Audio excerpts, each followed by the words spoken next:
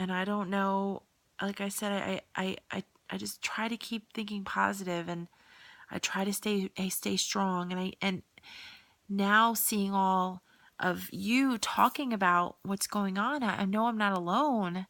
And you know, I thought I was alone in all this. Like I'm like, how many people are really going through this?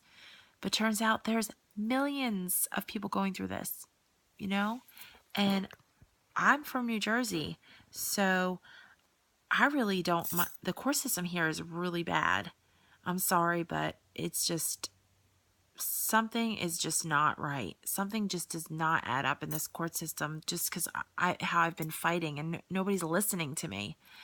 It's like, yeah, like you have to be like rich, hire a crazy lawyer. I mean, I shouldn't have to do that.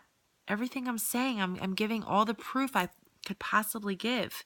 Everything that the lawyer would put in this paperwork, I am putting there. Maybe I'm not wording it like them, but you know what? I have the right. I have the right to be heard as an equal, as if I had a lawyer. So I don't get it. It's like it's all about the money. I don't know. So anyway,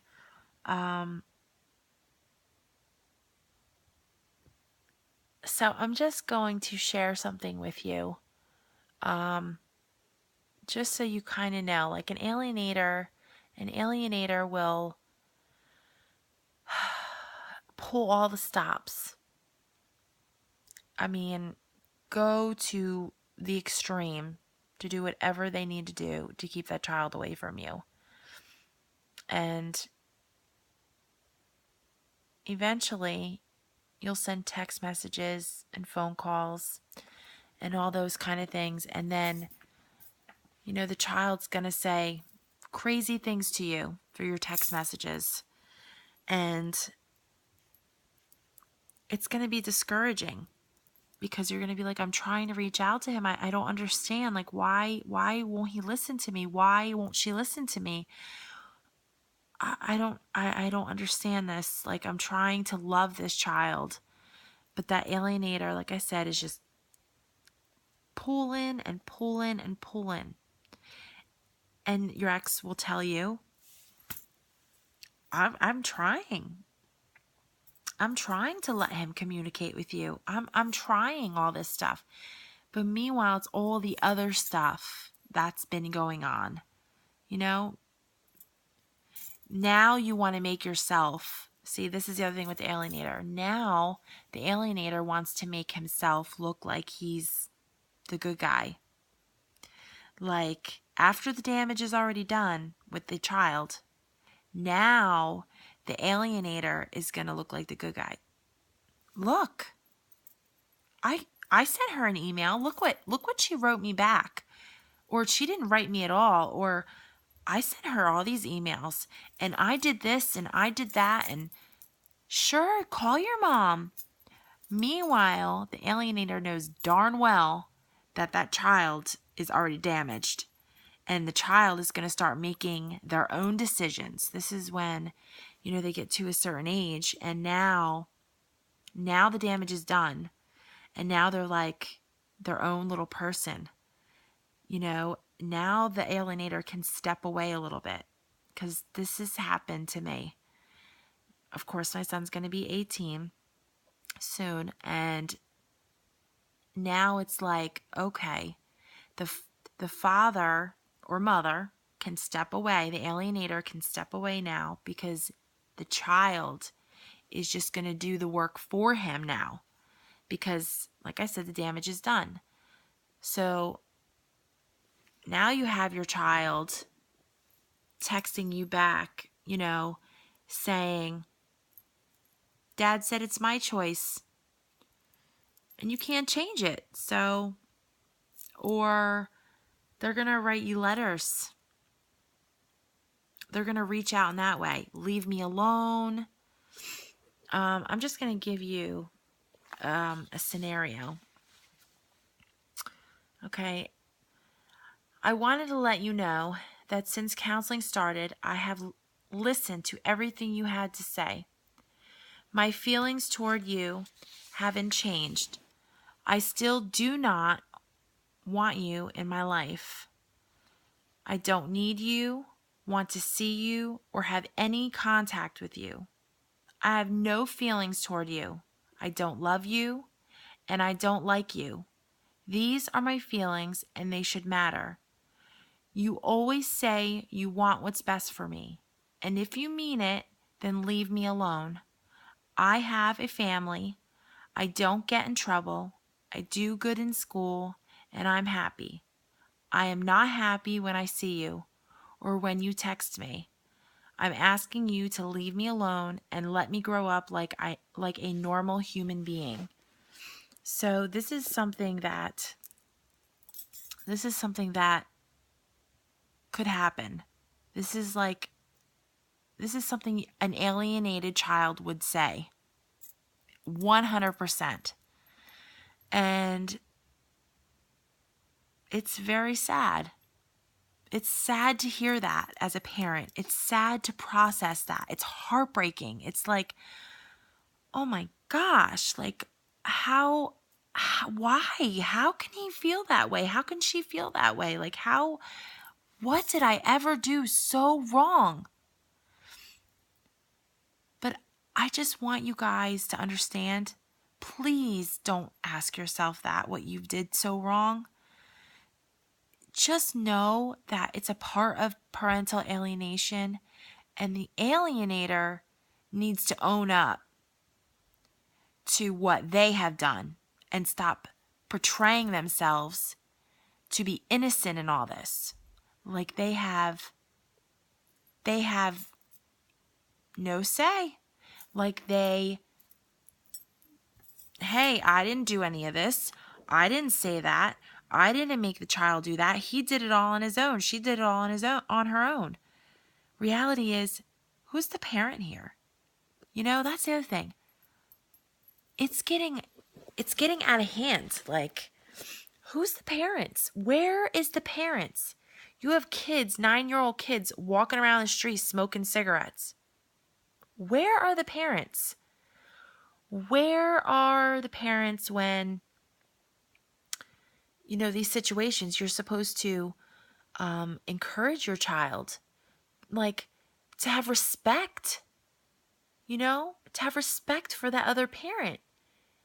By you not having respect for the other parent, just respect for the fact that that is their other half. That is the other parent. That is part of their life. If you don't respect that part of it, you don't have to respect them. You don't have to respect the alienator. You don't have to respect your ex. I should just come out and say that your ex. But you do have to respect them as the parent, the other parent of your child.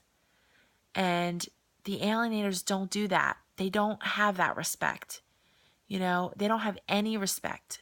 And so therefore the child doesn't have any of that respect at all for you because they have consumed that. And it's not okay. I mean, it's clear that my ex has no respect for me at all. His wife has no respect for me. People that know him and that are family with him have no respect for me. And throughout some of, certain things, some of my family members do not have respect for me either. With certain things. The fact that I am that child's mother. Like, you can't take that away. And you may not want to get involved, but you're involved if you're involved with the child, period. So if you're involved with the child and you see this going on, I don't care if it's a grandparent, I don't care who it is. If you're involved with this child and you know this is going on, you know that this other parent's not involved, don't you think it should be a responsibility of yours, if you're involved with this child, to speak about this other person, to try and because it's important for every child to have an established relationship and bond with both parents, not just one. I mean, you think because you have a step parent that suffices for the other parent? I'm sorry. That is totally wrong and totally ridiculous. And the ignorance that some that the people have that are all for the alienator, that you are ignorant. Basically, it's ignorance to do this, to allow this to happen to a child that you love. You love this child and you're just going to let this happen? That's wrong. Just because you don't want to get involved, because you don't want to be the one alienated from that child, right? Because you know, well, she's been alienated and she's opened her mouth and she's not even involved at all. I don't want to have that kind of relationship. So I'm not going to say anything, because if I say anything, then that's so ignorant and no respect at all. Because the respect, like I said, is not about respecting them and them like liking them. It's respecting them as the parent. And the children grow with that. And if you don't have that, the children grow not to have that. And so that's why it's very important for you to put aside the differences and to try and make it better, because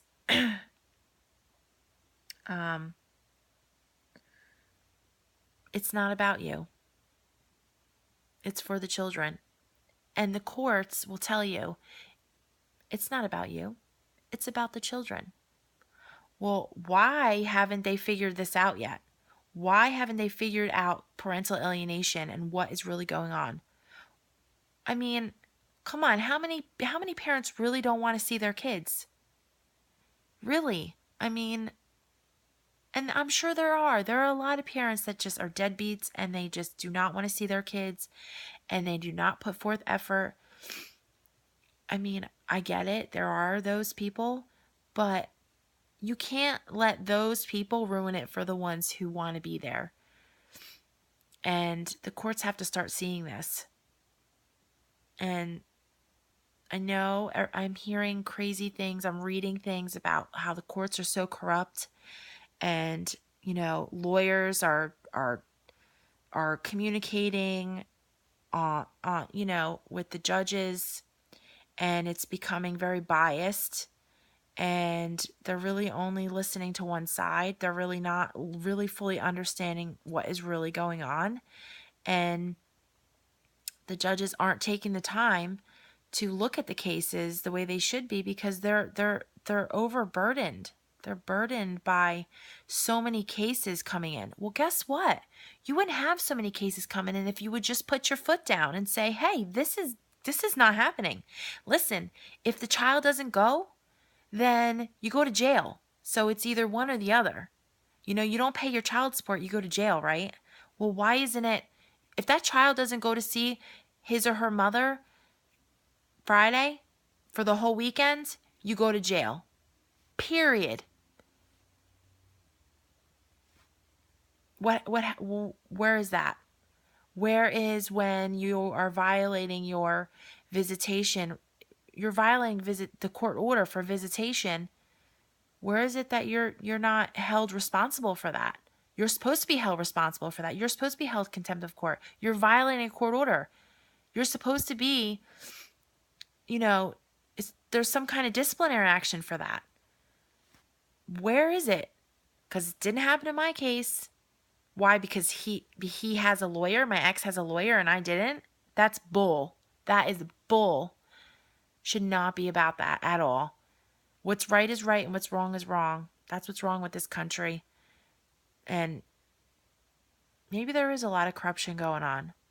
Maybe, I don't know. I don't want to believe that. But, the more and more I read, the more and more I